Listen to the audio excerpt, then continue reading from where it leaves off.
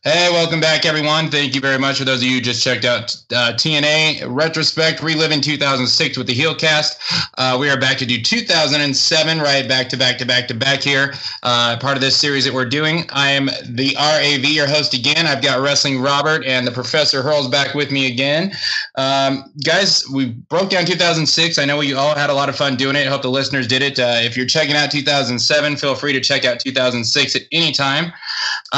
After we did the show, I kind of thought about a couple things that, were still out there. One thing I feel I got wrong, I brought up the Voodoo Kin Mafia, and they were taking shots at DX, the Reformed DX. I don't believe the Reformed DX had happened at that point. I don't think that was till 2008, 2009. So I want to correct that mistake. Robert, I think you said you had some stuff you kind of forgot in 2006 you wanted to bring up. Yeah, I forgot about two things. Number one, the Bobby Roode single push, his original one when he was, being sold as a free agent. We didn't talk about that. And the other thing that I forgot about is about the dirt sheets. Believe it or not, none of the shows done by TNA on 2006 gain a higher ranking than a 7.5. So keep in mind, when people say, hey, the Wrestling Observer and the Dirt Sheets are biased against TNA, and they have been biased against it since the beginning, it is truth. Even during 2006, they were against the company and didn't actually judge it fair and square. Go ahead, Hurls. Yeah, and that's a Meltzer thing, and TNA had the partnership with New Japan, and I get TNA didn't really book a lot of the New Japan wrestlers that well, and I'm sure that probably pissed off Dave Meltzer. So, and it was also the time when Vince Russo got back in the company, and I believe Dave Meltzer does not like Vince Russo. So I think it's a little combination of the two, and that's probably why you got such low scores. Yeah, I mean, I never care what the dirt sheets say. The thing about TNA is that the wrestling, no matter how bad creative got or whatnot, the wrestling always outlived it. I've always kind of felt like, in a lot of these dirt sheets too, they don't make a whole lot of money, especially starting up. It wasn't as big of a deal back then as it is now, really, because Smarks have really taken over the industry. But I honestly think WWE was probably, paying them a little bit here to kind of bash on TNA because TNA was never legit competition, but they were always afraid, in my opinion, because they were the only thing that could actually ever catch them, and ever be competition. You know what I mean? Ring of Honor and New Japan will never be fucking competition for WWE ever. The product is too different in Ring of Honor. Japanese shit is never going to catch on and ever take the WWE. Not in America. They might be bigger in Japan, and that's fucking it. The Asian countries. But that's it. That's just the way I've always looked at it. And one thing when we talk about this, I said last time it was my attitude era too. Like I partied a lot back in the years. I really did. And there's a lot that I don't remember. One thing that I always thought, and I've been confused on this, was I always thought like every other year for TNA during this period, it was like really, really good, and the other year creative, it was just bad. But the wrestling always made up for it. So I kept always thinking 2007, and I know the end of 2009 is by far my favorite, but I kept thinking 2009 and 2007 were my two favorite years, and the creative in 2006 and 2008 were bad. But when I'm looking back and looking at some of this shit, this is where I get confused, because I look at the stuff in 2007 and I really think, what the fuck was I thinking? Because so much of it sounds so bad, but I just remember 2007, for whatever reason in my mind, was just a fucking great year for TNA. Yeah, this is my favorite year. I had a lot of fun during this year. That was when I stopped going to church. So therefore, it was a fun time for me. And it was a lot of fun to watch, Impact Wrestling. And there's a lot of stuff we need to talk about this one. How about you, Hurls? How would you rank this year? 2007 was really good.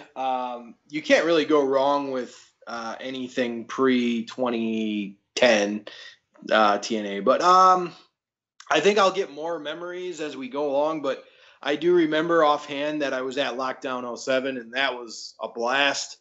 of the weekend. So I can't wait to talk about that when we get there. Yeah, I've never been to a TNA event. I mean, I've told my story about how my TNA event got canceled when I had meet and greet front row tickets. You two have them. Both of you have been in shows this entire year, so it's going to be fun to pick your guys' brain and hear your thoughts on that. Now, I mean, heading back into TNA, 2007, like this is the year that the NWA TNA partnership comes to an end. I think we'll discuss it a little bit later on, but I feel like it was no big loss. That the tag team championship and all, I understand the prestige of the NWA world title, but that title just looked so fucking second rate. But that's a discussion we'll get into a little bit later. Guys, the one thing to talk about before we kick off the 2007 talk is we're going to go back to 2006. Now, if you notice after Bound for Glory, we didn't talk about Jeff Jarrett at all, really. Am I right? Nope. So at the end of 2006, it's because Jeff Jarrett took a step back away from the ring because of what was going on with his wife's cancer at the time. He comes back later on in the year 2007. He returns promising that he's not going to make it all about him. I feel like he was pretty much a man of his word. This is a crazy thing, guys, is who would have thought back in 2006 Jeff Jarrett's wife cancer, when you talk about a domino effect, would really be the first strike in what ends up ruining this company and taking it on such a downhill thing. Now, our entertainment, people's jobs, and all that is nowhere near as important as a lady losing her life to cancer. I'm not going to go on that, but I mean, looking back, I mean, who'd have thought, right? Yeah. Yeah. I mean, it was definitely the precursor to everything that followed, which was just, I mean, I don't want to look at it like one big snowball just accumulating, but it kind of was. It really is when you look back at it in retrospect. And again, not underplaying how important and how much more, valuable Jeff Jarrett's first wife's life was, as opposed to, us being entertained and a wrestling company's success. But, if this doesn't happen, who knows where TNA is at today as far as one thing goes, So very tragic. Rest in peace, of course. I heard a lot of great things about Jeff Jarrett's first wife. Don't hear them about his second wife, but, a lot of this stuff is character too, so it's television. But, we're going to dive into this stuff later on. Obviously, we've got lots to talk about as we go through the history of the company. But, guys, we're going to hop into January, which is Final Resolution. First pay-per-view of the year. Man, we got a sweet discussion after we go over the results of this one. But so this was the first one after the Cowboy James Storm turned on Chris Harris, breaking that beer bottle over his head, marking the end of one of the most, if not the greatest tag team in TNA history at this point, America's Most Wanted. James Storm gets a win over face Petey Williams with help of Jackie Moore, so he's aligned with Jackie now. Now we're going to talk about the MW split as soon as we go over this pay-per-view because, it's a fun discussion and stuff. Chris Sabin, who took all that time in 2006 to have Russo take the belt and give it to Daniels right afterwards, finally gets it back in a three-way match, beating Daniels and Jerry Lynn as he pinned Jerry Lynn. We have two of my favorite X Division guys of all time, actually one of my favorite wrestlers of all time, Alex Shelley defeating Austin Starr. Alex Shelley actually wins this Paparazzi Championship that we were talking about last year.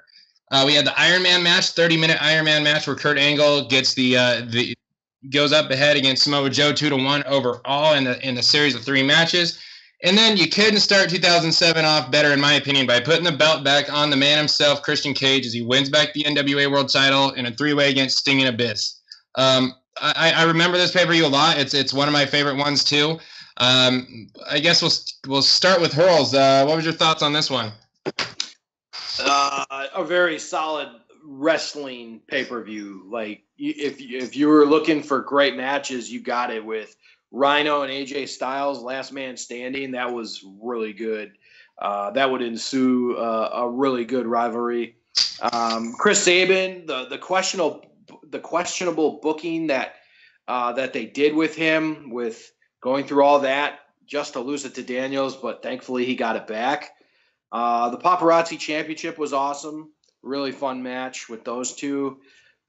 James Storm begins his heel run, which is really, really good, and it really catapulted James Storm from just being a guy who was in a tag team that could go on and do his own thing and be really good at it. You also had LAX just like start a huge feud with the Team 3D. This was the month that it really catapulted, and they had a long feud after. Angle Joe. It was a classic, one of the great matches. Probably you could make the point that this was their best match out of all of them. It was very good. And then Christian winning the belt back and pretty much starting soon to follow the Christian Coalition. Yeah, so my thoughts about this, I remember this night very kindly, but don't remember that much of a pay-per-view. Let me talk about the backstory, right? We used to, at least the people around my neighborhood, we used to gather every single show, and we will buy the TNA pay-per-views, right? And we will watch it together about 2 streets from here. And there was someone who was selling dope, and not that far away from us. It was like 2 houses from us, and during this night he got shot, but it didn't hit him or anything like that. But we kind of, ran for a second because we didn't know where the bullets were coming in, because we had like the TV all the way up and that shit. So I kind of remember some of this stuff, but not that clear. But what I do remember is the Kurt Angle Samoa Joe match, a solid match, an Iron Man match. But I think the second one, the one with Samoa Joe winning at Turning Point, I think that was the better one. And during this time was actually when LAX started to gain, that white hot status, because kind of beating Team 3D kind of legitimized it as a legit, tag team. And during this time, the original heel term of Jerry Storm was good. He was kind of not the stereotypical cowboy like he did it on his later years, but he came across more of a, how can I put it, more of a didn't care, a bully, because once again we're gonna talk about that later on. But he came as more of an arrogant, a more in your face character. Go ahead, Raven. Yeah, I just the paparazzi series was fun. I was a big fan of. I wasn't a fan of Austin Starr at the time. I wasn't as big Austin Aries guys as I grew to be. I was a big Saban and Ella Shelley guy both. Obviously, I loved it when they became a team early. I was sucked into the Angle and Joe thing. I've never. I liked the guy the most at this point, but I've never been too huge of a Samoa Joe guy. I was on Team Angle for sure. We all know I'm a big Christian guy. Having him win the belt back really earned me back to loving TNA a little bit more. But obviously the big thing here to talk about is the AMW breakup, and the fucking ironic part of it all is TNA. They had the faith, and everyone thought Chris Harris was gonna be the guy that became the star out of these two, and it was far from the case. James Storm going on to have success. Braden Walker not. Braden Walker obese. Chris Harris fat, never came back after leaving the company at some point.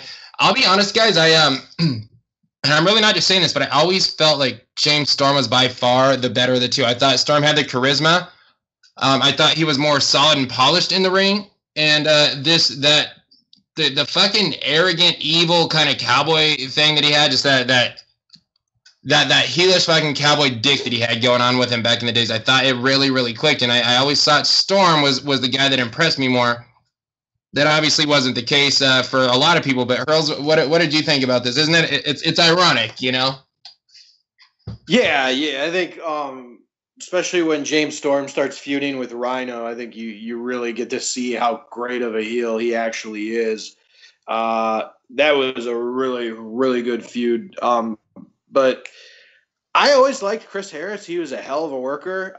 But it was clear that James Storm always had the better mic skills. They were both really, really great wrestlers. But James Storm, I think, was more of the total package. Robert, what about you?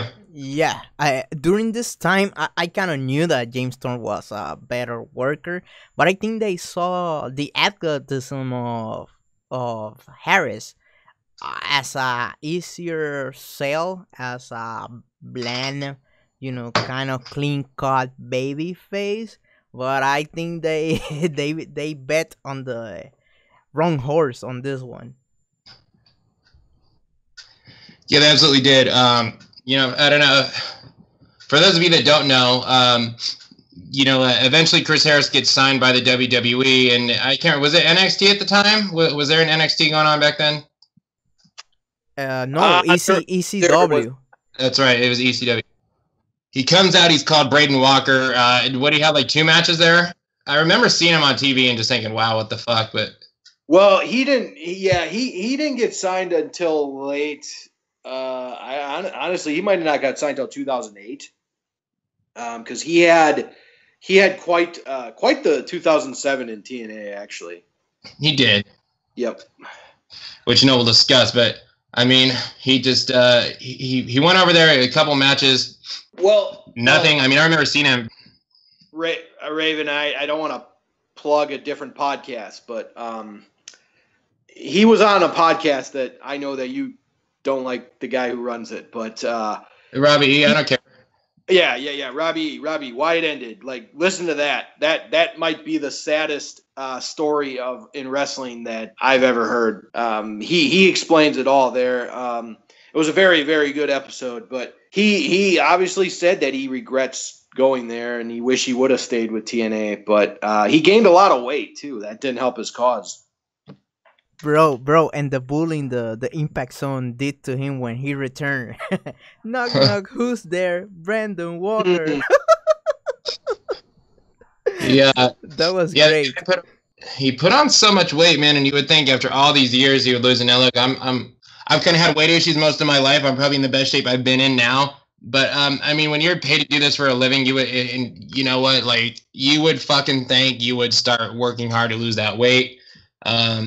Hopefully he gets it together. I mean, he's not too old right now. I mean, there may be, some indie that works well. I think AMW won some indie tag team championship belt somewhere this past year. So who knows? But, we got plenty more Chris Harris to discuss later on. But last thing I'm going to say, man, is that they always do the Shawn Michaels and the Marty Jannetty comparison. And I'll say this, Marty Jannetty had a hell of a lot more success than Chris Harris did. Yeah. Well, I mean, Chris Harris had a really good, I would say he had a good TNA career, not great. But he had a pretty good amount of success for those 5 years.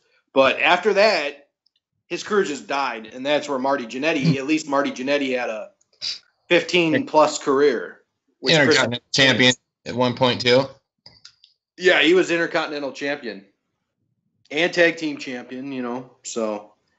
Not really. Well, I'm talking with Al Snow. The New Rockers didn't win the championships, did they? I thought they had a run. I thought they won it once. I guess that's a discussion for when we do a WWF podcast, but WWF reliving podcast. But anyways, Marty Jannetty not relevant now. But so we go into February, all odds. You're right, Raven. You're right. I'm wrong. They did not. Al Snow only won it with Mankind. Yeah. So against all odds, Robert had mentioned how LAX had kind of gotten legitimized with the White Hot Heat. They were dominant. They continued their dominance over Team 3D. They won a Little Italy street fight at Against All Odds. Guys, I have no fucking idea why this ever happened. Bob Backlund at this point. Oh, actually, let me just explain. I know exactly why this happened because Vince fucking Russo. That's why. Bob Backlund was involved in the X Division. He puts Austin Starr in the chicken wing. We'll just go over these results, and there's obviously a couple things I got to fucking talk about. At this point, was the DX thing going on at this point or not? Because it seems like this happened during the DX too.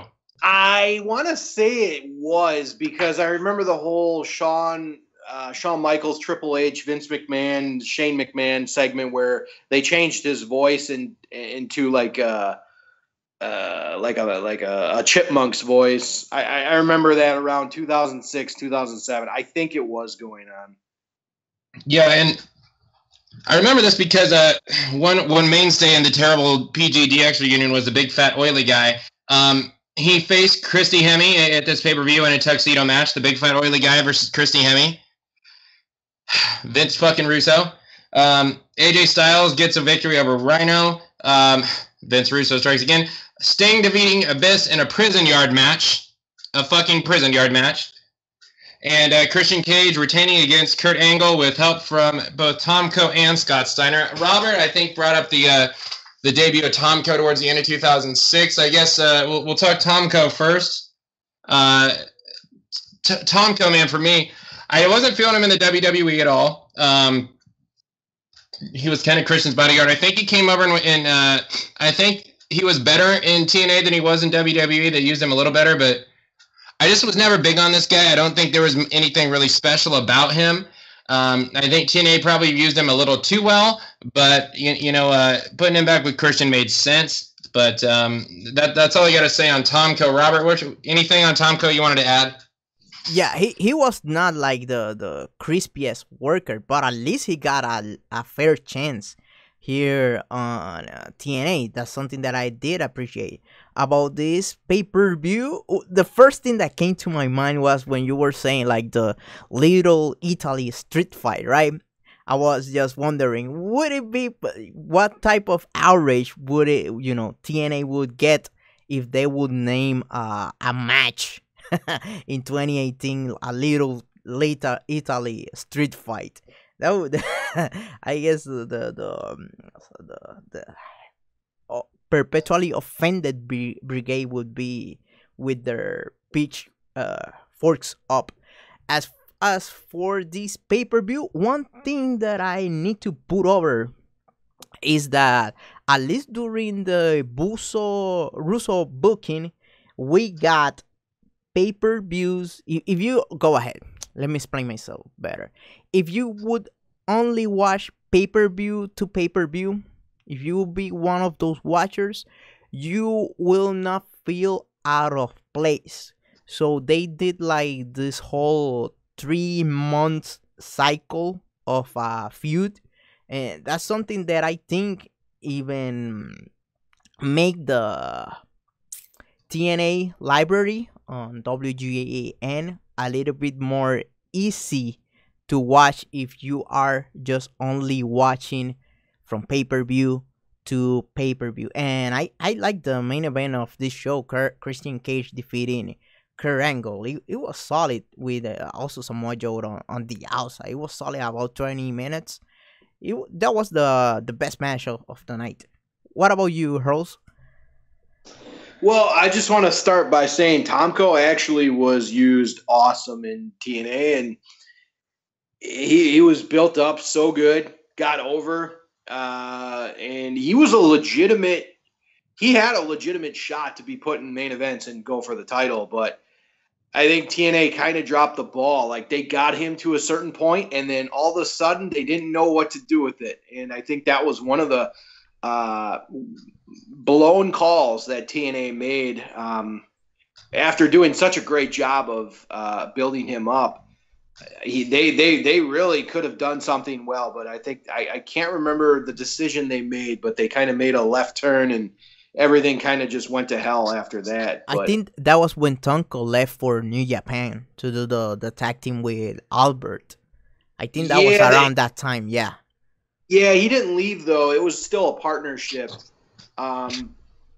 He was still in TNA, but they somehow they turned him heel when he was looking to be face. It was something like that. But as far as Against All Odds, I think the pay-per-view was okay. It was a little too much Russo stuff. I think I mean that you still had the whole Sting Abyss feud going on, and Christian beating Kurt Angle. It was good to see Tomko debut. It was something different. So I think that was pretty much the main focus of this pay-per-view. I don't think TNA dropped the ball with Tomko at all, because I don't think he fucking deserved to be anywhere near the main event. I've never thought the guy was anywhere near a main event worker, talent, character. Literally nothing about this guy was main event. The Russo influence all over this thing. I mean, guys, anyone understand why the fuck Bob Backlund was involved in the X Division? Does anyone get why this happened? It made no sense. You have old-ass Bob Backlund. The dude's a legit fucking nut, but also a legit genius, like legitimately smart. Like that, apparently, the way he is, like his character is actually who Bob Backlund really fucking is. But it made literally no sense at all for him to be involved. Any of you have something you want to say? Like, did anyone get it? Yeah, it was very random, but I think the whole point of it was seeing all these young X Division guys doing this jackass segments with Bob Backlund. I think it was hilarious. Remember, he had that book that I can't remember what that book was, but they were just playing pranks on him and then watching him spaz out. And I think the whole thing was Kevin Nash was like daring them to do that to Bob Backlund. That's how I think it started, because of the whole, Diesel versus Bob Backlund back in the mid-90s or whatever. So I thought it was pretty funny, and Bob Backlund was hilarious when I met him at Lockdown. Yeah, as for Bob Backlund and his role, right? What I think it was the idea behind it, it was that, even though you're able to do all the flips and all the other stuff, if you just listen to the old-time veteran and do your fundamentals right, you will be also able to have easier victories. I think that was the idea behind it. That was why he had like his book of move and all that stuff, and he was doing like walking straight into the stairs like for half an hour or something like that on TV. I think that was the idea behind, but I don't think the execution actually explained it. How can I put it? I don't think the execution was well done, especially because you have less time. Remember, at this time, only TNA have about an hour. So explaining those type of things also takes time. And I don't think the execution was that good. By the way, another thing that we need to talk about, everyone during this series of pay-per-views got something to do, or it was either featured or got a new gimmick or stuff like that. There were people who were a little bit more on the vanilla side, like let's say Jay Lethal, and he got during this year his push as Black Machismo. Go ahead, Raven. Yeah, I mean, not a whole lot more. I mean, the only other thing, man, is just from the Little Italy street fights, the tuxedo match, prison yard match. It's Vince Russo just to the all extreme. What the fuck? This tuxedo match, man. It was just it's embarrassing for Christy to be in that position, and I understand. Christy at the time wasn't the classy established ring announcer. She was more like the wild girl who was in Playboy, who kind of did some weird shit to win the Divas competition or whatnot. But it was just you felt bad for the girl, and it got worse. But this made no fucking sense. And it was why pay and charge money for this shit to be on pay-per-view? You know what I mean? Yeah, I agree. I think this was a legitimate complaint around this time. It was very, very gimmick-based matches, very Russo heavy, and I mean, this is when the Fire Russo chants started happening. And that's sad because he only started working again there for what, 3 months? Yeah. Yeah, he started at the end of Bound for Glory, 2006. After Bound for Glory, yeah. And one thing that we failed to mention in 2006 is with that Russo return, apparently this is what ignited like the biggest fucking feud in wrestling that's not actually on wrestling TV is Cornette and Russo. Apparently, like, Russo was going behind the back and saying to keep Cornette off of TV because he wasn't fresh or hip enough, or I can't remember, but, that kind of led to Jim Cornette's departure within the company. I don't know exactly when that was, but I know it was within this time frame, But we moved on to Destination X, 2007 now. Stupid title name and all that. This is legitimately one of my favorite matches in the history of this company, which is it's LAX getting the win against Team 3D in the Ghetto Brawl. It was a lot better than it sounds. Excuse me. Oh yeah, James Storm and Jackie Moore defeating Petey Williams and Gail Kim. This is the second time in a row in a pay-per-view they've actually had serious women's wrestling in it, which builds to something amazing. Bob Backlund at the time was managing Senshi, aka Low-Ki, who defeated Austin Starr. VKM defeated the Heartbreakers, managed by Christy Hemme, which we're going to talk this VKM and Hemme feud in a minute. We had the debut of Elevation X. Sadly, they used it a second time, this company, with Rhino defeating AJ Styles. Kind of a first-time match between two legends, Kurt Angle defeating Scott Steiner. I remember the Fire Russo chants really, really strong in this match, and I'll never forget this match either. It's one I watched not too long ago. I have it on DVD as well. The first Last Rites cage match, which we actually just saw Last Rites match between Ali and Su Yung not too long ago, but Sting defeating Abyss in that match. And then in the main event, Sting retaining against Samoa Joe. And if I remember, Joe kind of gets him in the Kita clutch, and Christian pulls the Bret Harper, Mike Bennett beat EC3 that where you kick your feet on the turnbuckle, roll back, and get the win like that. I feel like this was a good pay-per-view. I really do. There's some Russo stuff to it. And even that Last Rites match, let's hold off on that one because I want to talk that one at the end and kind of give it some time. But Hurls, what were your thoughts on the pay-per-view overall? Yeah, this pay-per-view was much better. It wasn't as gimmick heavy. Still, the Elevation X match was it was okay. It's about as best you could do with a Elevation X match, I guess. That match they're really never that good because there's not much you can do. They haven't been good since when? The Road Warriors versus the Midnight Express? That's probably the last time. Or was it Rock and Roll Express? I can't remember, but that was probably the last time that match actually was actually any good to it. This pay-per-view was definitely better. The Kurt Angle versus Scott Steiner match was very interesting because I believe it was the first time those two hooked up. I don't remember the Heartbreakers much. Yeah, I figured. I think was it like a one-off appearance? Wasn't that like just a one-off or? One on pay-per-view.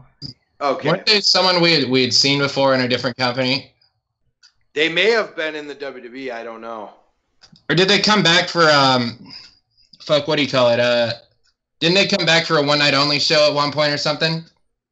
It's possibly. Are they? They're not the same WWE tag team, the Heartthrobs, are they? Yeah, they're the Heartthrobs. Okay. I wasn't. Yeah, this is when the Knockouts started. Really, they were featuring the Knockouts, kind of the beginning stages of women wrestling in TNA with Gail Kim and Jackie Moore. So that was really cool. I remember that match actually being pretty good. The Ghetto Brawl was good. It was a lot better pay-per-view. Jerry Lynn versus Chris Sabin was pretty good too. So Last Rites match. I was so tired of this feud by this point. I just wanted it to end. Yeah, so let's talk about for a second Destination X 2007. I think this show was not, good or bad in my opinion. What I would describe it as is very memorable. So I think in a single show we had like one of the best, finishes in quite a while, and then we got one of the worst. So, if you can go back and watch that Kurt Angle and Scott Steiner finish, right? That finish was very bad. I don't know who decided to do like a sunset flip from the second rope involving Scott Steiner taking that bump. That looked really bad. But on the other side of town, that finish to the Christian Cage Samoa Joe match was really good. It was very unexpected, and the way that they did it, Christian was able to beat him, and then the pay-per-view went down. That was like the end. You didn't have that much time to to even catch what the hell happened with the match. As for the LAX match, it was good. About 15 minutes long, fun. I like the chemistry between LAX and Team 3D. As for the Chris Sabin versus Jerry Lynn match, I wish it was a little bit longer, especially being a 2 out of 3 falls match. That was I think, my biggest complaint outside of the Sting versus Abyss match. That was when actually, the Fire Russo chants started to cut fire. And even though still to this day Russo kind of denies it, and Dutch Mantel say, hey, you were the one booking that, it is still, nobody wants to take responsibility about this. But it was the finish. It was not peak octaves. If you want to do something new, a new type of match, make sure that it looks good. Don't only write it and have it on your mind. When you picture that as a legitimate thing, you might have to rethink stuff. I think that ending with a Sting and Abyss and the whole casket thing was was not good. It looked silly, and one of the things you cannot do to wrestling fans is make them feel ashamed of being a wrestling fan. That is a no-go. What about you, Raven?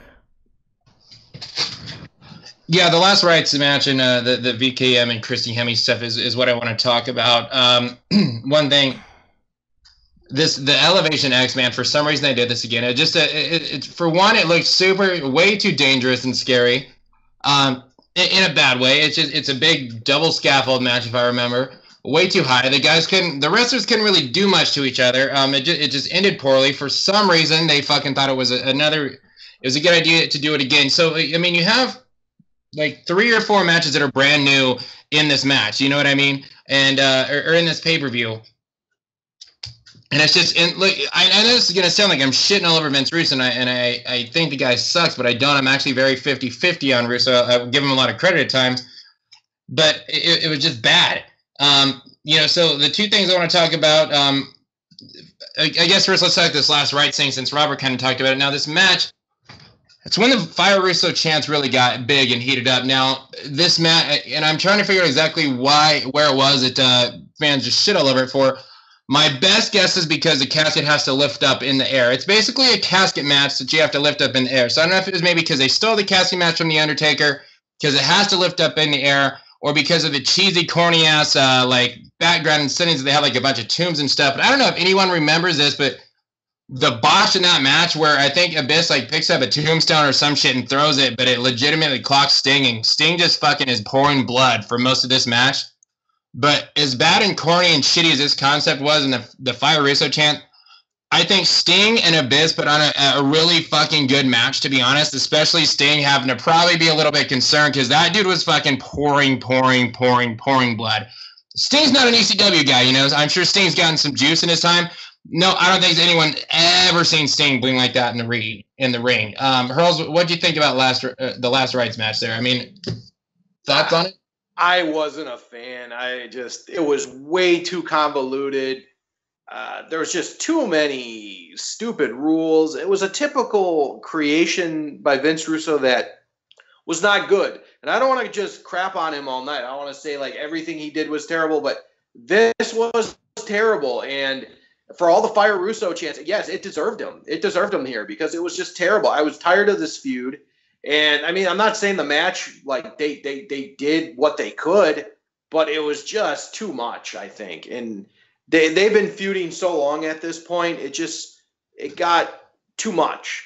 So I was glad to see this come to an end. Yeah, it really was. The other thing, man, the VKM and Christy Hemme feud. Now, Hemme is the heel in this feud for some odd reason, and it got to a point where I didn't understand why. You have this basically, and I'm not a social justice warrior. Everyone knows I'm the opposite, but it's just not Billy Gunn, but Kip James is just flat out degrading Christy in these segments. I mean, getting her pants down, smacking her ass, make me a sandwich. I mean, some degrading stuff towards women. And he, the VKM is coming off as the assholes and the heels, but for some reason, Christy's supposed to be the bad person in all of this, trying to get revenge on Billy Gunn because, as a woman, she can't beat him up. This was just so fucking dumb that, like, the heartthrobs were terrible. They bring in the Bashams, who we'll talk about in a pay-per-view or two. The fat oily guy. I mean, it was just fucking retarded, man. Like, I think it killed a lot for both Christy and for VKM. You guys have any thoughts on this? Yeah. I didn't remember that much. Thank you for reminding me. I kind of feel uncomfortable, if I'm not mistaken, during this angle. I don't know why they have to go over the top trying to bully a woman in Christy Hemme. I didn't like that. Obviously, I'm not gonna stand for that. By the way, I think why the Let's Ride match between Sting and Abyss got the Fire Russo chance. It was, I think, because of the finish. That finish ended with a Sting pinning Abyss, but Abyss was like inside of the casket. It was some weird shit. It looks terrible. And on top of that, the casket was being lifted from upon the ring. It was terrible. But it is what it is. But now, actually looking at it, none of those things age well. What about you, Hurls? Yeah, well, going back to the whole VKM versus the Heart Breakers, I had no idea why TNA brought the Heartthrobs in. They weren't good in WWE. They barely lasted, and this turned out to just be a one-night only type thing for them. But I'm not really sure the end game there. I'll talk about the Bashams in a little bit once we get to Lockdown 07. But overall, those two matches I could have done without. They weren't very good. Yeah, no, we're going to move on to Lockdown 07. Basically, how I'm going to do this, Robert and I are going to talk Lockdown 07, then we're going to give Hurls the floor. Hurls was in attendance at Lockdown 2007. I really haven't heard the stories, what Hurls is going to say, neither is Robert. So, Rob and I will kind of talk it, and then Hurls is going to have the floor to say everything he wants to. But so Lockdown, we have the final pay-per-view to officially use the NWA titles.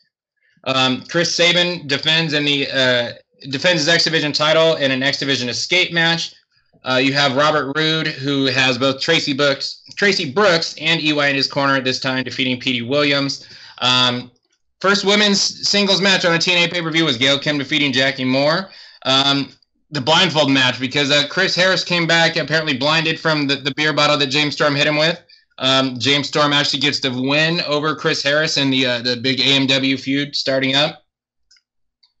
Hurls, I can't wait to hear about this one. But Team 3D finally beats LAX. But unfortunately, it's for some reason you would think seeing the dumbest things in WCW history would just click to this company at some point, but it hasn't been the case. The electrified cage match, which was so bad that Vince Russo and Dutch Mantel both blamed the other one for booking and coming up with this creative idea, known as definitely an LOL TNA moment. Again, still, I feel like the performers made it a little bit better than it was, but it was really fucking stupid.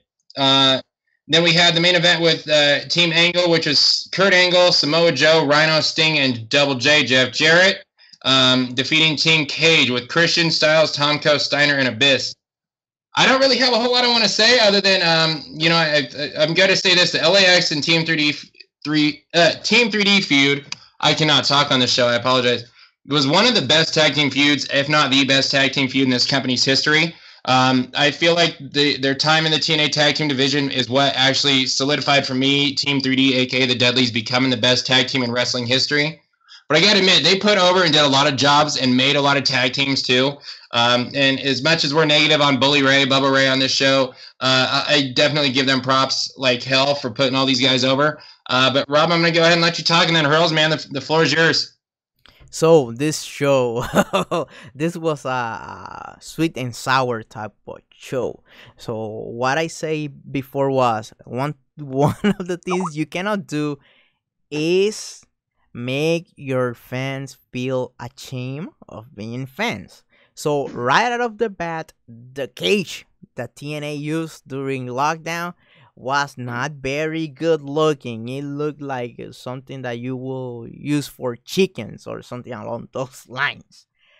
So the match between LAX and Team 3D.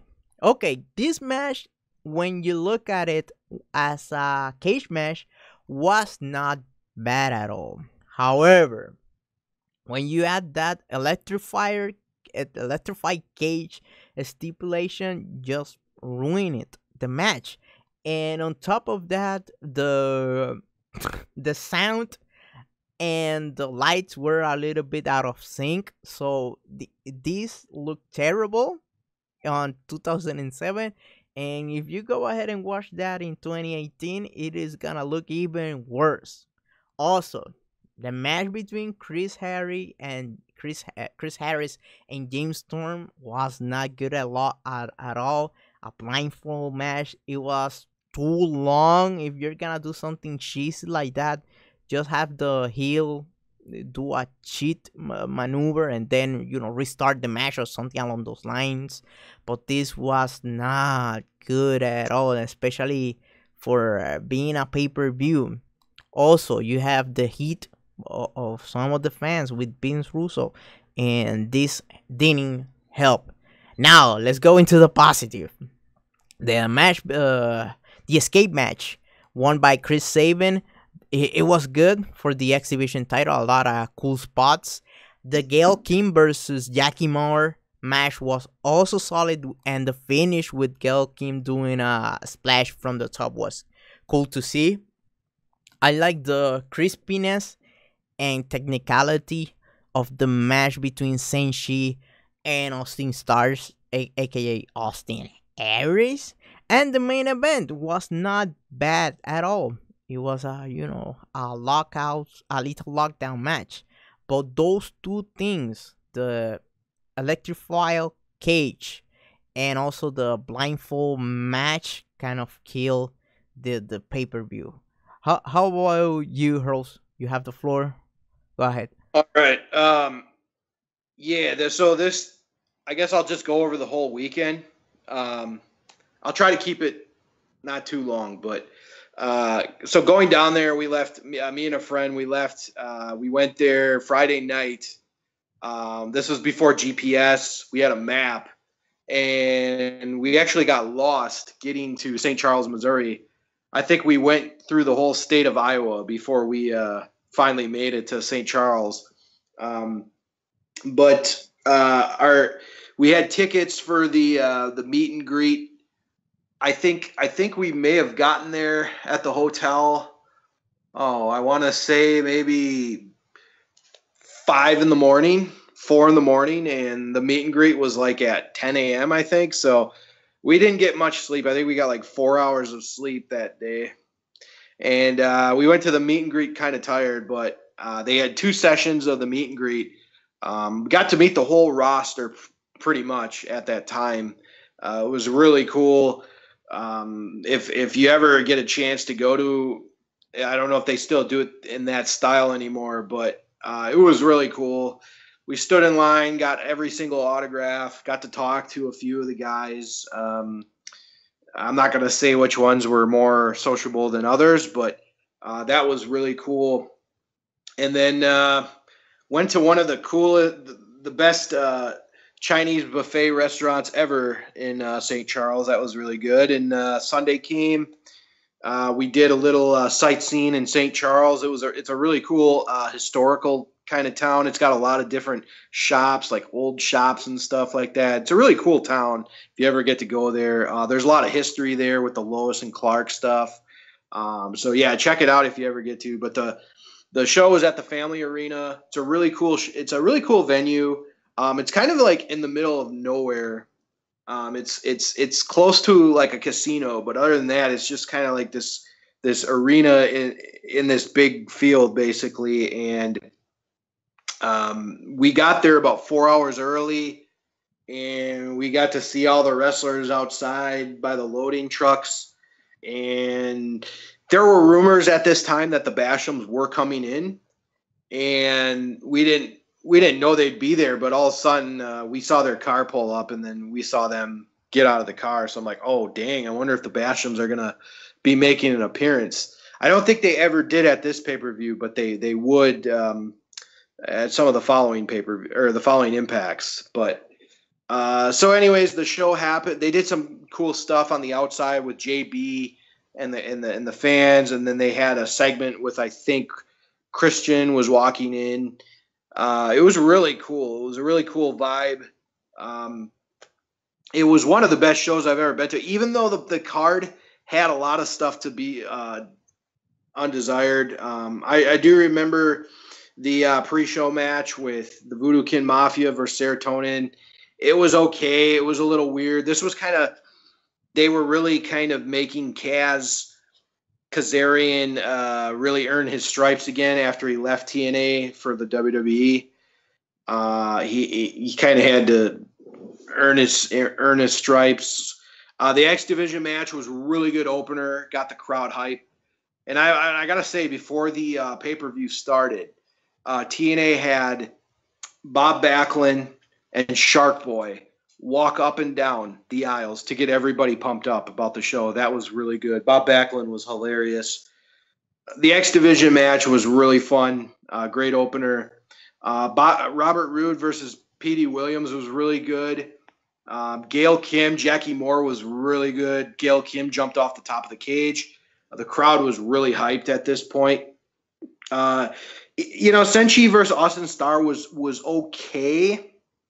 Wasn't the best. It was still a really solid match, though, between those two. And then this is where the shenanigans started to happen. One of the worst TNA matches was James Storm versus Chris Harris. This match was not very good. It's a blindfold match. These things don't really work out too well. I mean, I remember kind of enjoying Jake the Snake Roberts versus Rick the Model Martel, but this one, it was bad. There wasn't much they could do, and the crowd was not liking it. There were some boring chants, if I remember correctly, and before this, the crowd was super hot, and there was a big crowd. There was a lot of people at this event. I remember it wasn't sold out or anything, but there was a lot of people, and you were like, oh wow, TNA is really coming along.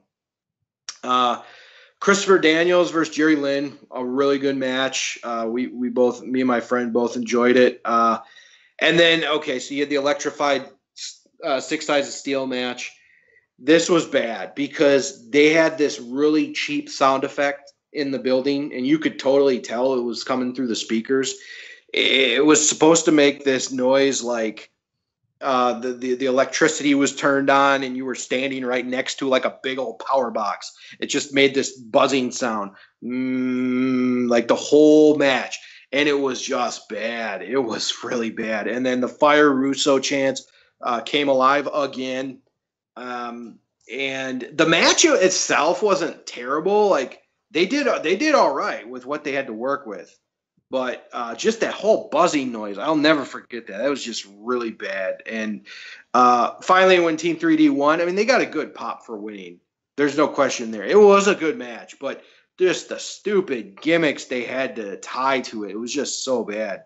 And then the main event, though, was unbelievable. Like it was great. AJ doing these crazy stuff. It just nonstop action. It was one of the best Lethal Lockdown matches I've ever seen. I've seen about 3 of them now because I've been to 3 lockdowns. But really, really, really fun main event, and it left everybody going home happy. I just remember that it was a solid main event.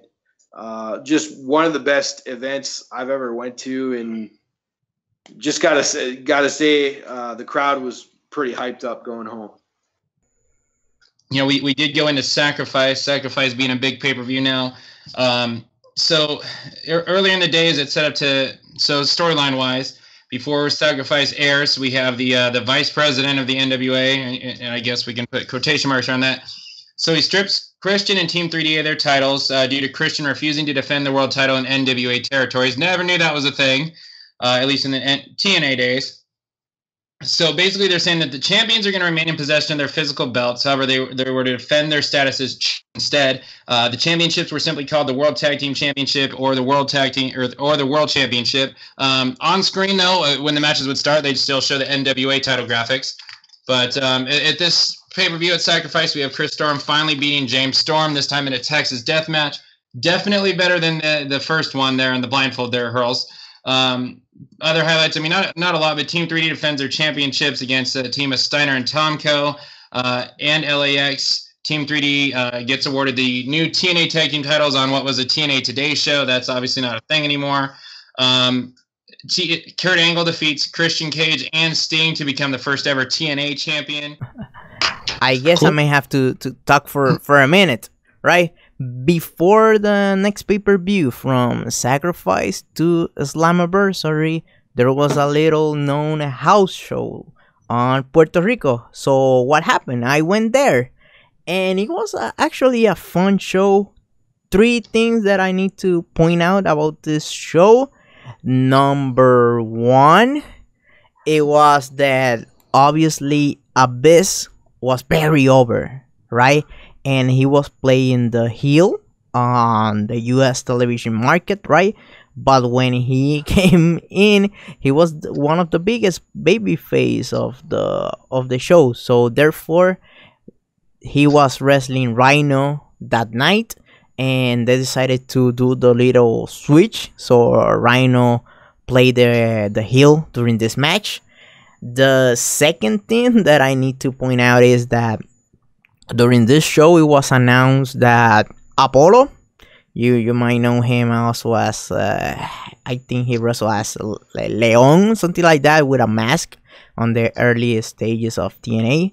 He and Judas Messias, Ricky Bandera, were gonna start wrestling in TNA as a tag team. But what happened? Something happened during this match that actually put Apollo on a very hot spot. What happened, right? You may have heard about it. There was a match, Jeff Jarrett and Apollo versus Scott Steiner and James Storm, right? It was a little tag team match. You got Jeff Jarrett, being a baby face. He was having a lot of troubles with his wife. He passed away a couple of weeks after this house show. So, they were trying to put him into a babyface role, kind of give him that, that push as a babyface. But what happened? Apollo is a great wrestler, but guess what? He doesn't have that much of a discipline outside of the ring. So he got into a domestic violence dispute with his wife, like how long? Like 3 months before the house show. And this was his first time wrestling. After that, he was on jail. Guess what? Fans were, having fun at his expense. They were, trolling him, basically, yelling the name of the jail he was in, and blah blah blah. And he looked kind of mad.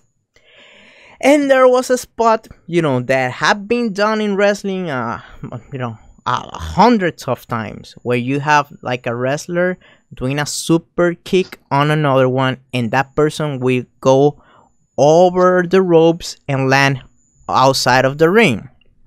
Guess what? Apollo, he's a big dude. So instead of hitting, Scott Steiner either on the chin or, making it look good without actually hurting the guy, he hit Scott Steiner on his trachea, right? And Scott Steiner, ran out of air. However, one thing that I need to point out, at no point in time, the light crowd knew what happened. Steiner was out of air. They did the little sequence and stuff. James Storm helped him go to the back, but there was no like paramedics or anything. I don't think no one knew at that time that Scott Steiner was not getting air. What happened after that? So they have to rush him out to a nearby hospital, and they were looking at him, and the doctor say, "Hey, Scott Steiner, I think you got like 2 to 3 hours more to live because the way that you have your trachea closed, there's no way that we can fix that." And actually, another doctor came in, and he was the one who put the new route together and decided, "Hey, we cannot fix this from the front. We're gonna do a little insertion on the back, and we are gonna fix you from all the way from the back to the end."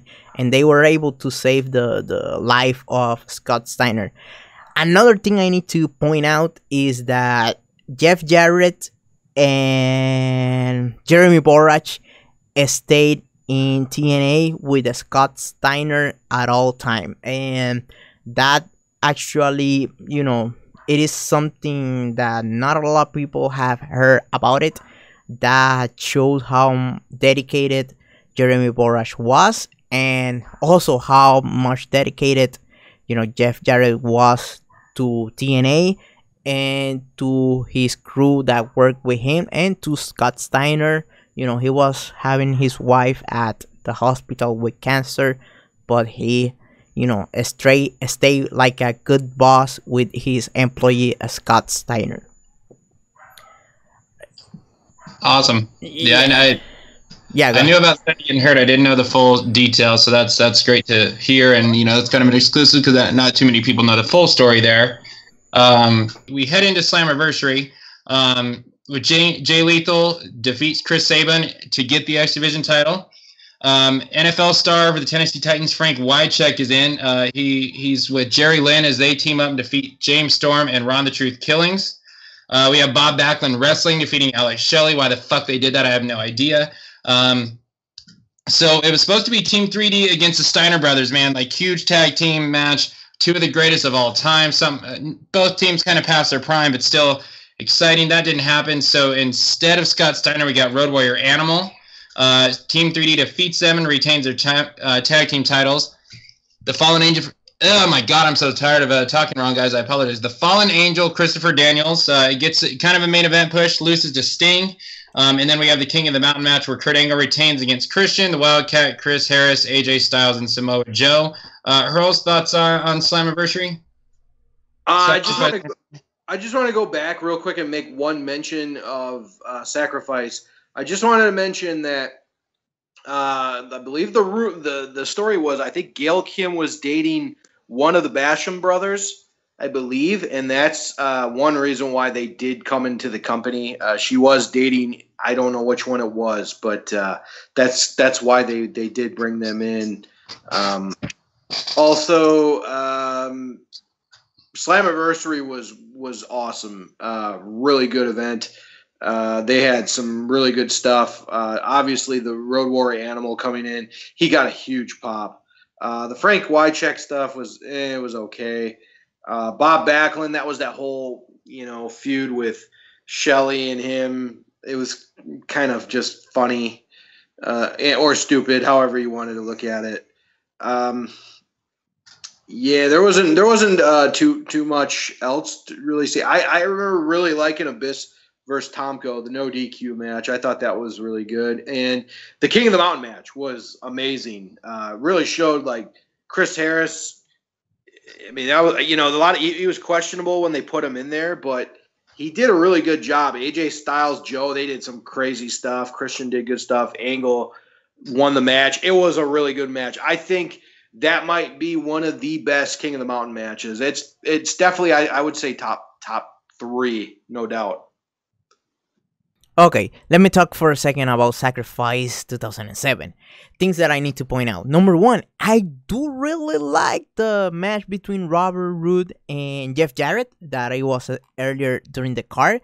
Solid old school match, and I wish they would have wrestled each other more during this time. I think if they decided to go that route, Bobby Roode would have become a bigger star earlier on. Another thing that I need to point out, the Chris Harris James Storm match was really, really good. If you haven't seen this match, go ahead and look it up. You're not gonna get disappointed. And Robert, yeah, Robert, let me just I want to say one last thing. I totally forgot. Yeah, no, that Texas Death Match, they made up for it. For as bad as that blindfold match was, the Texas Death Match, that might have been one of the best matches of 07. There were a lot, but that was definitely a candidate. Go ahead. Yeah, and this is the first time I actually highly disagree with a decision done by TNA. They decided to crowd during Sacrifice the first ever TNA World Champion, and they did it with Angle. I love Kurt Angle. I think he's the best pro wrestler of this generation, but I think that title belongs to AJ. I think that was the right thing to do. As for Sacrifice, I remember I was kind of like sad, obviously, at the beginning of the show with TNA announcing that the wife of Jeff Jarrett died before the show. That was like, oh boy. As for the matches, this kind of I felt bad for the push that Christopher Daniel got during this time, because he was actually getting in, but he just lost a clean cut match in about 6 minutes to Sting, and I was like, oh boy, I wish they could see him in a bigger role than this. And as for the King of the Mountain, I think this is one of the best, if not the best. And by the way, that spot that AJ Styles did with Samoa Joe, holy cow, that was insane. Go ahead, Raven Effect. Yeah, I mean, just kind of wrapping it up. I mean, I guess we forgot. I didn't know about Gail Kim dating the Bashams. Apparently, she's had worse taste in men than I thought. God, I fucking hated the Bashams, and it made me mad that they brought them in. That BKM and Christy Hemme feud. They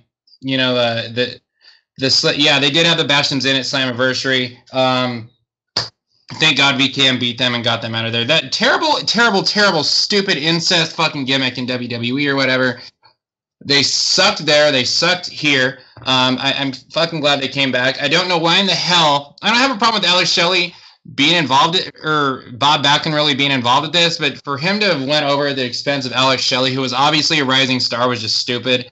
It definitely the Texas Death Match was great at Sacrifice. Frank Wycheck, at the time, TNA got some pretty legit stars, and Frank Wycheck was an all-pro tight end for a long time. You guys kind of summed it up there. Unfortunately, Daniels' kind of main eventish push didn't last long. By the time we get to Victory Road, Daniels he wins the Gauntlet to become the number one contender to the X Division champion. So he's already back in the X Division. We have the I don't know if I wrote this down right, but I have Motor City Machine Guns beating Alex Shelley and Bob Backlund. I'm going to guess that was someone else in Bob Backlund. Hurls, you can back me up on that one? Geraldine. Okay, that's what I was saying. So I wrote that wrong. Debut of the Motor City Machine Guns, one of my favorite teams ever. We have EY and Gail Kim defeating Robert Roode and Tracy Brooks. They put Chris Harris in the main event scene at Slammiversary. He comes on a big match again, losing to Christian Cage at Victory Road.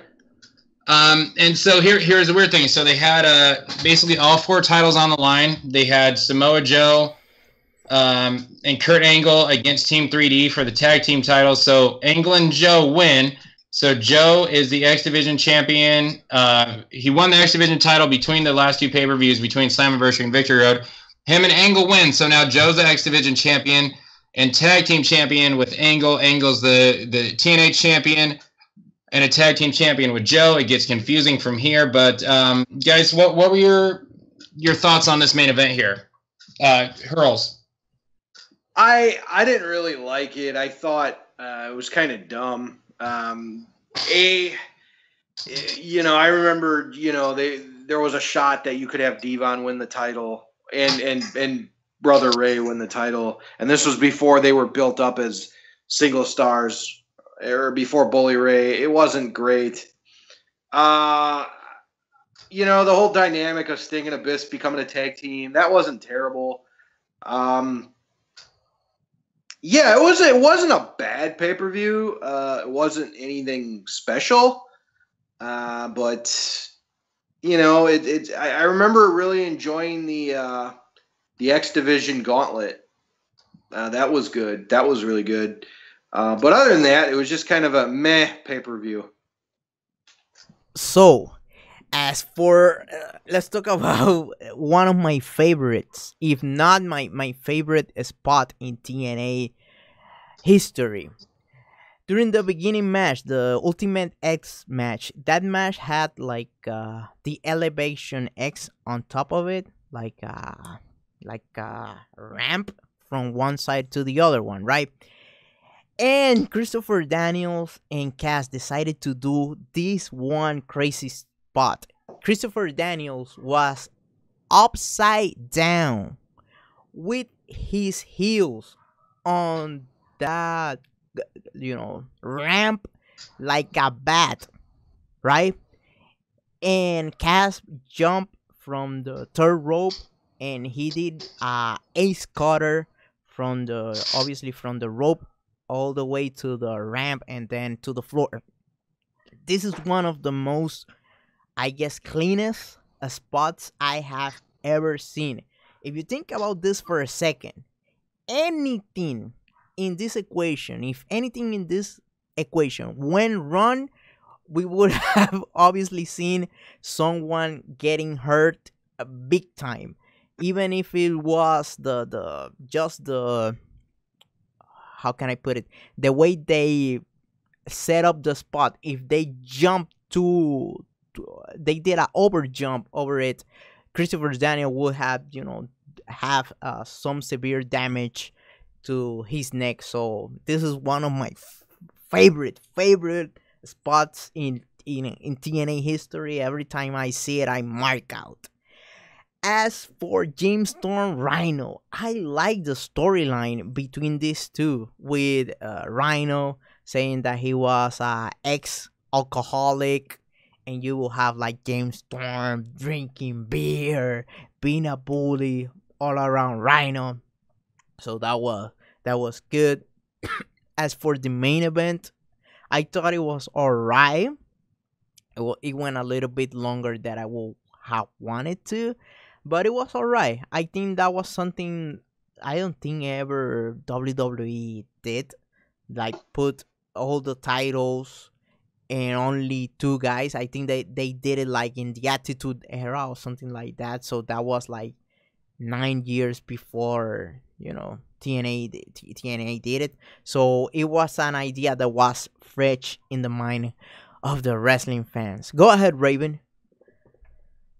Yeah, I think they may have did that with it was that night that Triple H popped his quad against Jericho and Benoit. I think Austin and Triple H won the tag team titles and had the IC and the WWF title at the time. But something unique, I guess. I don't know that I necessarily love where they were going with it, but it is what it is. We head on to Hard Justice. Hurls had brought up on the last show the serotonin thing with Raven. Kaz was one of his big things. So it was Frankie Kazarian at the time. He broke off and becoming Kaz. Kaz is on the verge of getting a big push. So Kaz defeats Raven. James Storm defeats Rhino in the barroom brawl, which Robert just kind of brought up the backstory of that feud there. Scott Steiner's back. So the Steiner brothers teamed up for the first time in, God, I don't know, at least the final year of WCW or two. For the first time in forever, they get a win over Team 3D. I don't necessarily know that that's the right decision at all. I feel Team 3D deserved to go over. I feel Team 3D was a younger team and the more successful team. But still, for a nostalgia thing in Steiner's return, you kind of got to put the Steiners over. Oh, boy, we'll talk this in a minute here. Kind of frustrated. Actually, we got a few things that I want to talk about on this, but Abyss and Sting have the tag team partner of Andrew Martin, a.k.a. Test, who will pass away shortly after this, defeating the Christian Coalition of Christian Cage, Tomko, and AJ Styles. And then in the main event, it's Angle against Joe. So it's Angle right now at this time is not only the TNA champ, but also the IWGP champ. So he's putting both of those belts on the line against the X Division and tag team titles. So this is the match where Kurt Angle wins, and literally is a belt collector. He's now got both tag team titles, the X Division champion, IWGP champ, and the TNA World champ. Obviously, they did it years later with Bobby Lashley. I don't think it was anywhere near as good as what they did with Angle. We can argue Angle in the X Division the whole time, but he kind of reminds me of the way Douglas Williams was. But, there's a lot of things I want to talk about this. Steiner's in 3D, the Kazarian push. I really want to talk about this test thing, too. And then I'll just kind of hand it over to you guys. But the Kazarian push, I feel like they started to push this guy way too hard, but he just didn't have what he needed at the time. Unfortunately, I feel if he would have had the character and stuff that he showed about 2011 on with Bad Influence, I think Kaz would have absolutely been a world champion, and it would have worked. Same with Daniels. I already talked about the Steiners in 3D, but the thing that we talk about, man, is how they would push the WWE guys right to the top. And I said at one point, Tomko had no business being in some of these high-profile matches. Fucking Test really didn't deserve to be in this. You put Test right at the start in his debut. Test was a fucking nothing. Test was no. I think the best he got was like an ECW world title match when they still kind of tried to make ECW serious at one point. He just walks in and becomes a top guy in TNA, leaves right after, and passes away shortly after. A tragic story, but it's just something that bothered me. Just TNA would use the WWE guys that failed a lot better than the WWE would on the ones that they should have, but also there were some guys they just pushed to the top that they absolutely shouldn't have. Hurls, thoughts on any of that? Yeah. I just want to say, like, if you listen to Tomko's face turn, like the hinting of the face turn, he was really freaking over at that time. It wouldn't have been out of nowhere if he would have won the title. I'm just saying. I know you didn't like him, and I know you thought he sucked in WWE. I'm not going to deny that. But he was so much better in TNA. And, right before they turned him back heel, he was getting huge pops from the TNA crowd. Also, Test. He had his second run in WWE. They put him in ECW. He got some world title matches. He was in great shape, but we all know he was on the roids at that time. TNA brings him in as one of the enforcers with Sting and Abyss in that Doomsday Chamber of Blood match. And I was fine with them bringing in Test. I didn't have a problem with them. Hell, if Trish and Stephanie never married each other, maybe Test would have been a WWE champion. Who knows around that time. But the fact that Dixie Carter fired him the next Impact because he looked too jacked, that clearly had to tell you something. And then, like you said, he passed away not long after. But do you want me to talk about Angle and Joe, or do you want to go back to that? Say whatever you want to, man. I want to get that stuff out. Say whatever you want to talk about. Yeah, I don't know. I guess I didn't have a problem with the Steiners going over Team 3D either because they're such a legendary tag team. And I know Team 3D was the younger tag team, but, it's the freaking Steiners. Like, they're just one of the greatest tag teams of all time. I can just tell you I hated the Black Rain stuff. I just couldn't stand. Like, that's actually a discussion I've got set up for later on. Okay. He fought Chris Harris at this. Dustin Runnels even said he was on a lot of drugs at this time. Like, I just didn't like this. It looked terrible. His outfit looked terrible. He was trying for like a crazy psychotic version of Golda. I don't know what he was trying to do, but it wasn't good. Go ahead though. You can go with the Angle Joe stuff now. I don't have anything to say on it. Anything Robert wants to mention. The Black Rain stuff, I do have it saved for a little bit later, so we'll bypass that. But okay, let me talk about this for a second. Yo, Tess was on a lot of steroids. Let's not jump over this.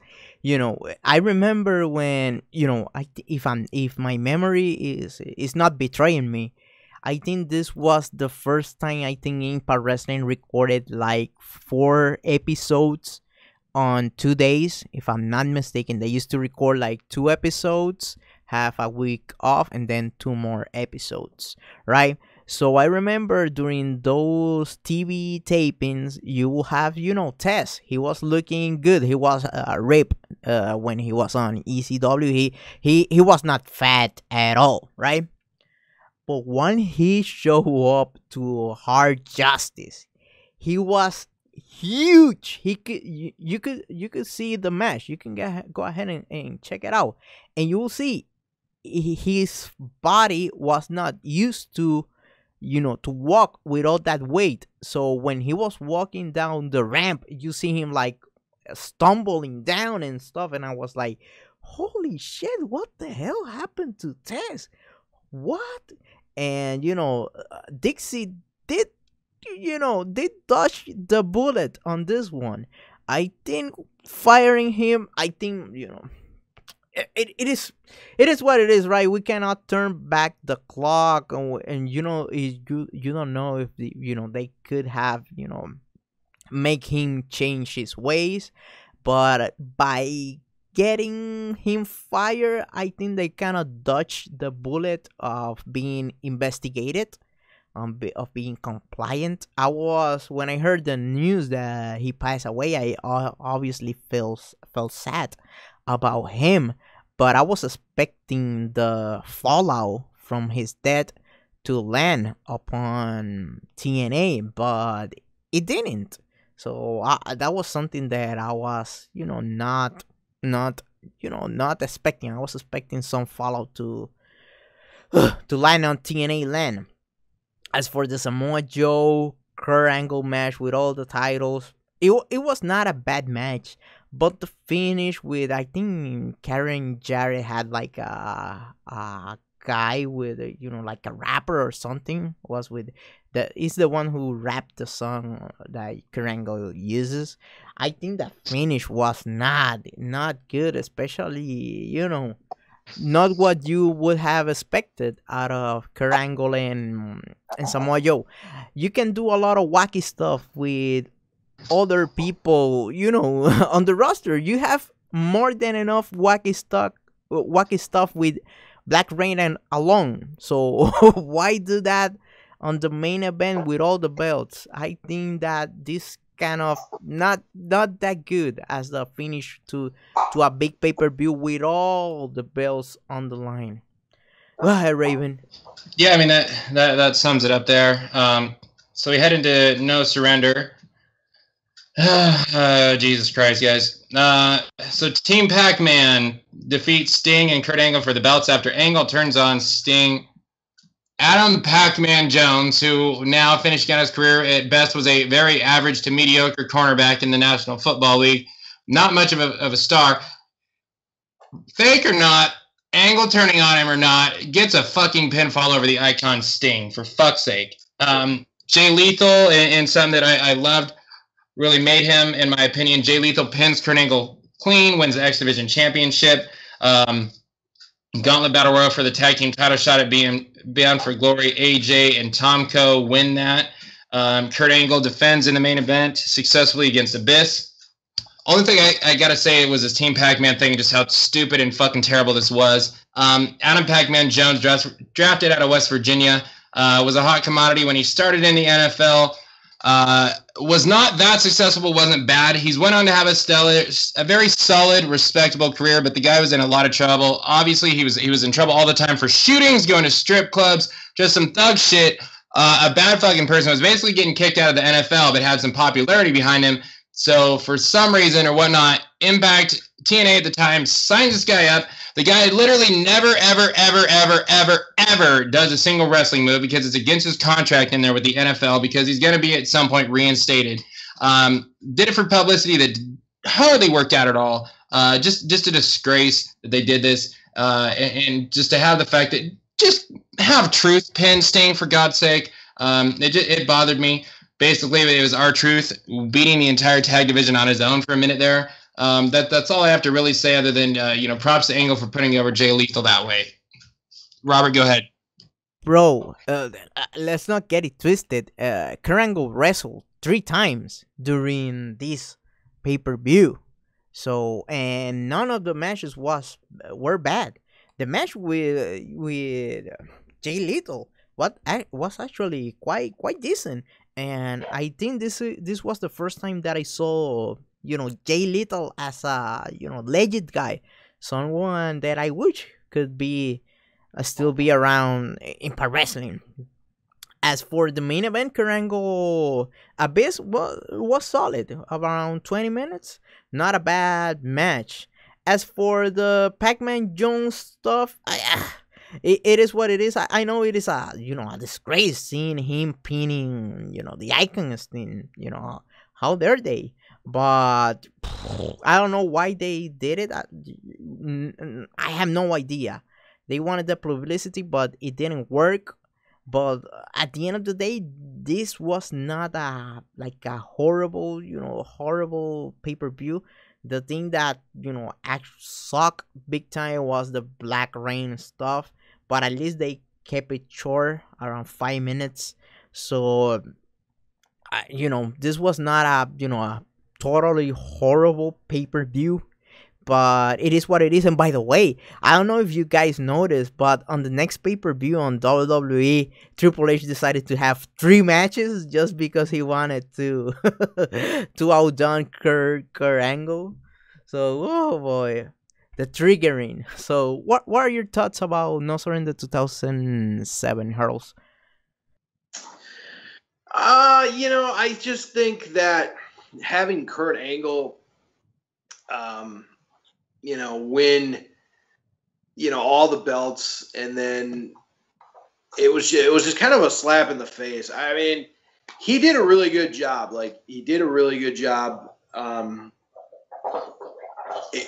Defending them. Don't get me wrong. Like, him and Jay Lethal was a great match. It was totally unexpected, but it just, I don't know. Like, they really I think they kind of over pushed Kurt Angle at this point. Like, he didn't need to be focused that much, and he was.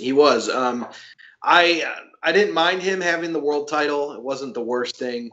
The whole Pac-Man Jones thing, they just wanted some publicity by ESPN and the sports world. They got it for a little bit. I got to say, Rhino James Storm, one of the best feuds of 2007. That feud was so good. It spanned 3 pay-per-views. They did a really good job there. Not too much else to really add. The tag team gauntlet match was really good. I do remember that was really fun too. I think, you had VKM in there, you had LAX, you had Team 3D, Motor City Machine Guns, Christopher Daniels and Senshi. The Triple X got back together for at least a night, and then you had Sanjay Dutt and Petey Williams. You had Serotonin in there. You had EY and Shark Boy. That's kind of started the whole comedy character of EY. And then you had the Rock and Rave Infection. So they were kind of just starting at that point. So it was a decent pay-per-view, a lot of good wrestling, but Kurt Angle was a little too much for me in this pay-per-view. Yeah, the only thing I forgot to mention is Angle chose Sting as his tag team partner heading in to take the place of Joe. So he headed into Bound for Glory, which Bound for Glory at this time is still the top pay-per-view in TNA wrestling. So LAX defeats Triple X in an Ultimate X match to become the #1 contenders for the tag team titles.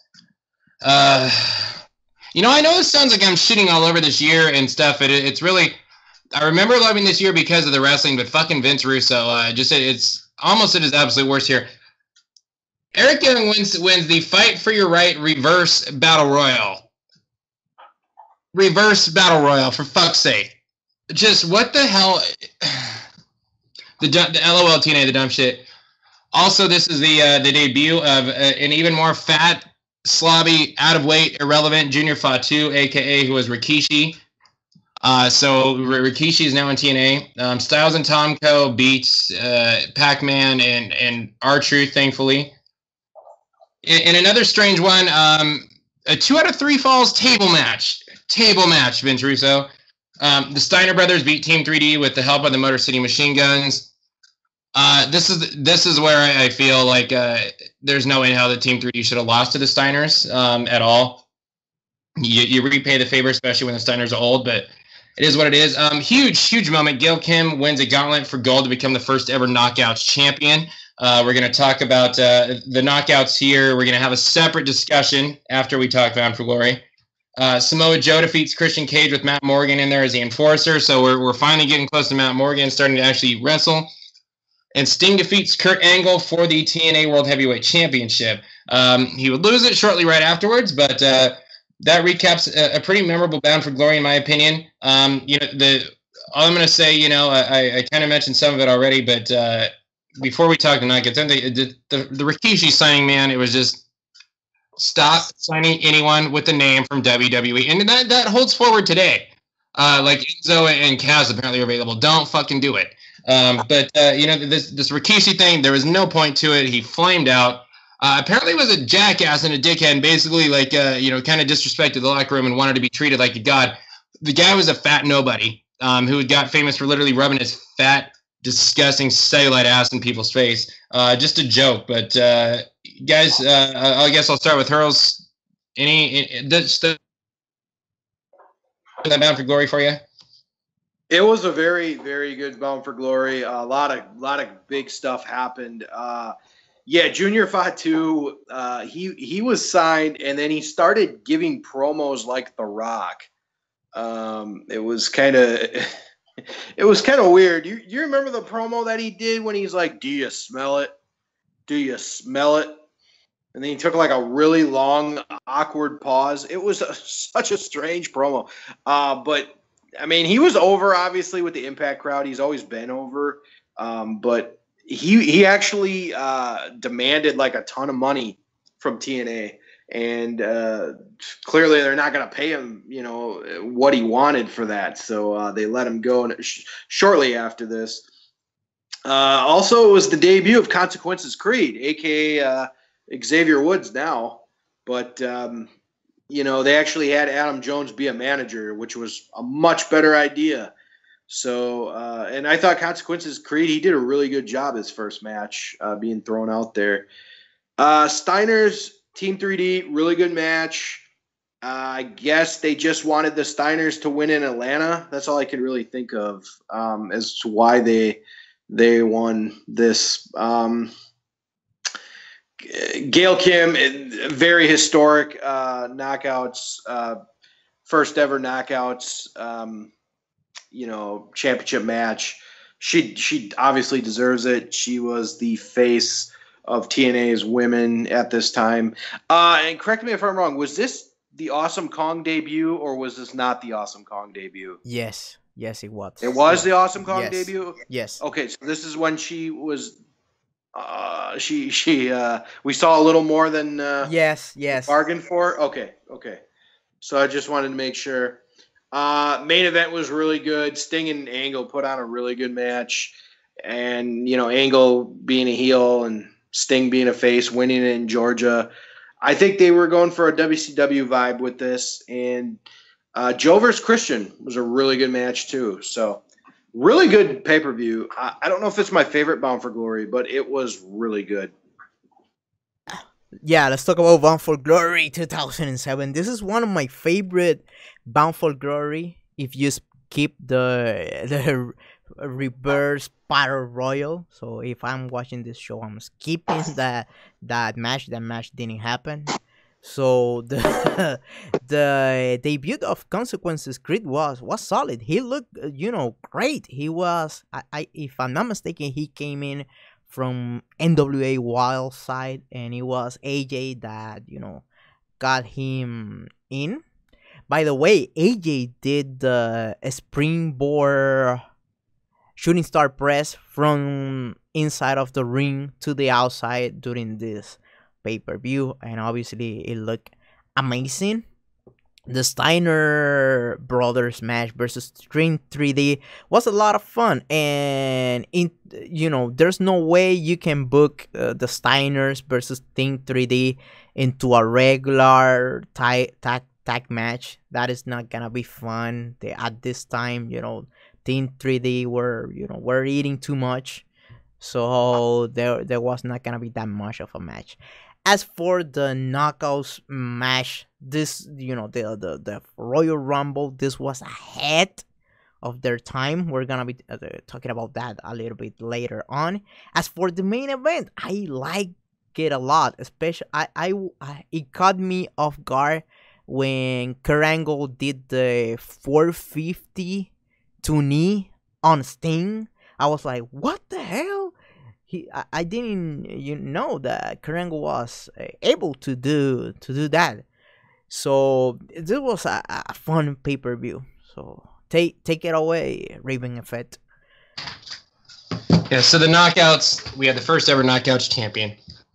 This company is what actually made women's wrestling stop looking like a fucking joke, like the Divas, which the Divas in the WWE was straight up garbage, okay? Lita could wrestle, Trish Stratus had some big tits and was kind of somewhat mobile. Other than that, it was a bunch of shit for the most part, to be honest with you. And the girls that could wrestle were basically up against shit opponents. It was a joke. The bra and panties, all of that. Women's wrestling was a joke. This company came out, they started the knockouts division. The knockouts came out there and showed women could work. They showed women could wrestle, and they kicked the door down. And this was by far, and it always will be, the most prestigious and most important women's champion in the history of professional wrestling, except for something Rusev fucking did with it. But we'll get to that in 2008 or 9 actually. But this absolutely was a monumental thing. Gail Kim becoming the first knockouts champion, huge thing. We all know it went from there. The division only gets better. We hit November up with Genesis. So leading in there, Kurt Angle, as I mentioned, beat Sting for the title. So then we're going to have a title match at the pay-per-view. It's going to be Angle and Kevin Nash against Sting and a partner of his choosing. They have a Fight for Your Right tournament. A bunch of weird, wild, wacky shit goes down. It ends up with Christian versus Kaz is going to determine the winner of this tournament in a ladder match.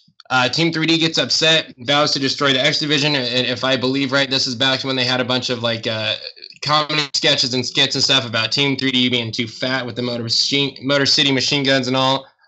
I actually remember it kind of being kind of stupid TV, but it would make me laugh from time to time. But for the most part, I actually thought it was kind of bad. But we get into the pay-per-view and the Motor City machine guns get the win over Team 3D. Jay Lethal defeats Sanjay Dutt. Later on, we're going to get into more of a storyline between these two. Styles and Tomko defeated the Steiner brothers, which is good to see the Steiners actually, rightfully take a loss in the company. Let's see, capping off the rest of that pay-per-view. In the ladder match, one of my favorite matches in the company's history, with Kaz defeating Christian Cage. And then, so Kurt Angle and Kevin Nash defeated Sting and his mystery partner. His mystery partner was Booker T. Don West literally came in his pants when Booker T came out. Just the most fucking ridiculous, over-the-top reaction I've ever heard. We all know we're not going to get into it now because the show's ran way too long, but we all know we'll have our thoughts on Booker T's TNA career at some point here. But it was a big thing because Booker T was a big legend leaving the WWF or WWE to pissed off State over Triple H. King Booker was hot at the time, but obviously he ends up in TNA. Not a whole lot I have to say on this pay-per-view that I already haven't said. Robert, anything you want to add in there? Sorry about that. So this pay-per-view, well, first thing first, I think out of all the promotion posters of TNA wrestling history, I think this is one of the worst ones. I don't know who did this one. It was not me, but this was terrible. The poster was horrible. As for the matches, that Christian Cage versus Kaz match on ladder it was really, really, really, really good. As for everything else on this pay-per-view, it was okay. Nothing too crazy. I think obviously the knockout stuff was ahead of their time, and let's talk about the knockout stuff for a second. So I thought they were ahead of their time when it happened, and now that you're looking at it 11 years into the future, you will see how much ahead of their time they were. I know there's the popular topic among the US is the topic of diversity, of having different flavors for different peoples, right? And TNA did this back in 2007, and there was not like a push of it, or it didn't feel like it was a quota or anything like that. It was everything actually felt it felt into place, seamlessly, very smoothly and flawlessly. Let's go ahead, Hurls. Yeah, looking at this event, the Kaz Christian Cage ladder match was awesome, the match of the night, and I don't understand why they had such a affinity for having these tag matches for the world title. I just think it was stupid. But I was actually really excited for Booker T to come over because I always thought he was underutilized in WWE. One of my favorites in WCW, and I was looking forward to when he came over. And I remember they ran this really big hype video for him. So I was excited when they got him. I thought it was pretty cool. And I'm actually going to take a different route with the Steiners. I was actually hoping they would win the titles one more time, but that was not to happen. I mean, it's good to put over AJ and Tomko, but it would have been cool just to see the Steiners win the titles one more time at this point. Gail Kim proved that she was an awesome, she's the best knockout pretty much at this point. Yeah, the Jay Lethal, Sanjay Dutt, we were about to get into a feud over SoCal Val. Motor City Machine Guns were starting to find their niche, and I still don't like Black Rain. That's pretty much it for this pay-per-view. Yeah, so we hit Turning Point, which is the final pay-per-view of 2007. We have what's called Velvet Love Entertainment at the time, defeating ODB and Roxy. They later become the original Beautiful People. P.D. Williams, B.G. James, Senshi, and Scott Steiner win the Feast or Fire briefcases. Awesome Kong loses to Gail Kim via DQ. You have Kaz and Booker T teaming up as they defeat Christian Cage and Bobby Roode. The main event is Samoa Joe, Nash, and Eric Young defeating Kurt Angle, Tomko, and AJ with the infamous Karen Angle. Step 2, Karen Angle of the domino effect coming into play. Obviously, we'll get into Karen Angle more in 2008, 2009. But obviously, so this is the infamous no-show of Scott Hall, which we'll go on here in a minute. But only thing I want to say is, we saw a lot of reunions throughout the years of the Beautiful People, and they were bad, and it put a lot of bad taste in people's mouth. But this group that started here at the beginning of it, this is just a start, which the Beautiful People are going to talk a lot more in 2008, 2009. But man, the original Beautiful People was fucking great. So if you guys want to give any thoughts on this, we'll talk about Scott Hall when we're done and wrap up the show here. It's ran a lot longer than it should have. But Hurls, anything you want to say? Yeah, you missed the Feast or Fired match. The very first one. I said who got the briefcases. But you said briefcase. I'm sorry, I didn't hear it. Okay. Yeah, I mean, I remember Angelina Love and Velvet Sky starting off, but I don't think they really found their niche, so to speak, at this point. Johnny Devine being put with Team 3D was just like, hey, we got Johnny Devine still on the roster. We have to do something with him. That's kind of what I got out of that match. It was still a good match, but it wasn't anything. Awesome Kong made a great impact. She looked dominant as hell. That was really fun. I remember thinking, how the hell is Gail Kim gonna win that match?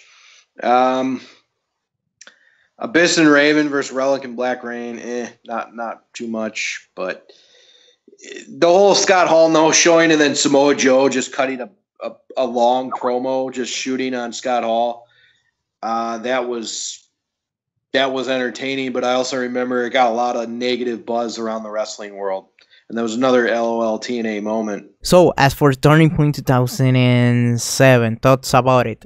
It was not a terrible show, but it kind of left a sour taste on my mouth. I never saw Eric Young as belonging in that spot at this moment in time.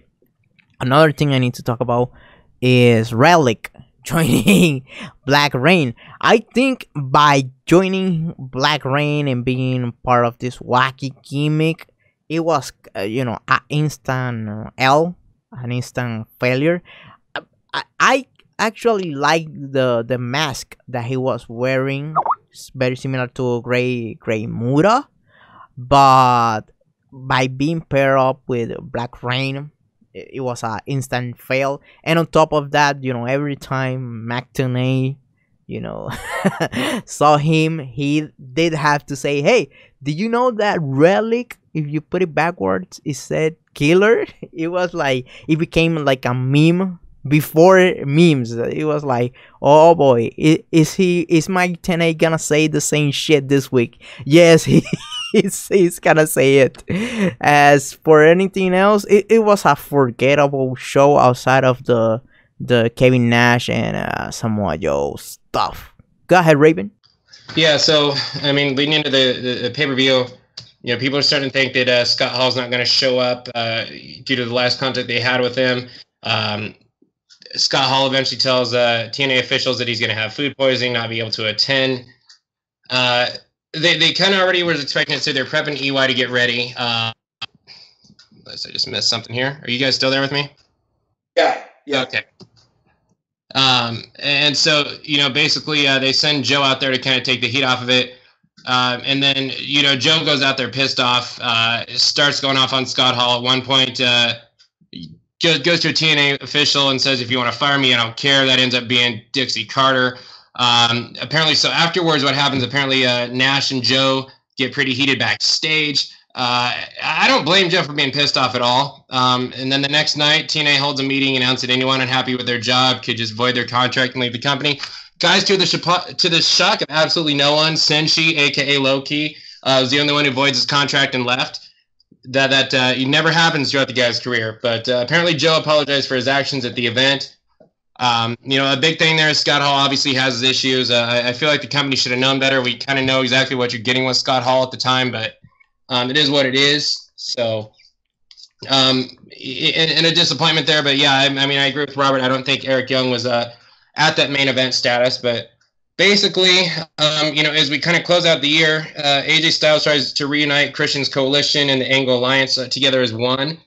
What happens there is on December 6th of that year, Christian Cage becomes leader of the Joint Alliance until Kurt Angle and Robert Roode attack him at the end of the episode and kind of turn on him there. And then, obviously that's how we kind of head out of the year. Guys, Karen Angle, I think is the big unmentioned thing there. So they start putting Kurt Angle's wife, Karen, involved. This leads to storylines next year we'll get into. Obviously, that's domino effect number 2. Her coming into the company had way, way, way, way, way bigger ramifications than anyone could have imagined. That kind of wraps up 2007. I guess I was kind of negative and shitting on the product for some reason. I remember it being a lot better, but some of the stuff, I just feel like it had too much Vince Russo stupidity to it. But all in all, I remember this being a great year. I think it was the pay-per-views. Now that I'm thinking about it, I think they had like the TV show was not bad as far as I remember. But every time they got like a pay-per-view, they will do a couple of good matches and then do some wacky stuff. And that was kind of like PC on the Doritos box or something like that. As for the Kevin, I think you skipped something. There has always been a rumor that Kevin Nash was the first person who actually told Jeff Jarrett to hire Samoa Joe. So he felt disrespected by Samoa Joe, attacking the guy who got him his job. So as for anything else, there was also the rumor that Kevin Nash hit slap Samoa Joe. I don't know if that's true. Also, there's a rumor that Dixie Carter and Kevin Nash were really good friends, not with Queen, and therefore that was why she stood by Nash into a sense. So there's a lot of dominoes being here there, and also Karen Jarrett being on TV, I think that was a bad decision from the beginning. And now that we are a couple of years, into the future, we could see that was one of the catalysts of the spots that went wrong with the original TNA. As for this year, I remember it was good, but the pay-per-views, when you are reviewing them back to back, didn't look like that. Go ahead, Hurls. What are your thoughts on Turning Point 2007 and the end of the year? Yeah, it was. I mean, it was a good year. It was a lot of great. You had a lot of great matches, but they were heavily bogged down by a lot of Vince Russo booking, and he just too many gimmick matches, and I absolutely could not stand the start of the Sting versus Abyss feud. That I was so happy when that finally was over. It was just really cringeworthy. The Black Rain stuff too. Like Dustin Runnels is a really good wrestler, but man, he was bogged down with such a terrible gimmick. And the only, and you were right, Robert. The only good stuff we got was Relic when Mike Tenay would say that's killer spelled backwards. That was about it. But there was a lot of good stuff too. I mean, we had a lot of great matches, a lot of great tag team, a lot of great Kurt Angle, one of his best years ever. Just him and Samoa Joe just had phenomenal string of matches, and I think the wrestling outweighed the bad Russo decisions. So it wasn't all bad. I don't know if it was as strong as 2006, but it was still a really good year and fun. All right, well, that's going to close out 2007. Stay tuned. 2008 is on its way next. Heelcast out for 2007.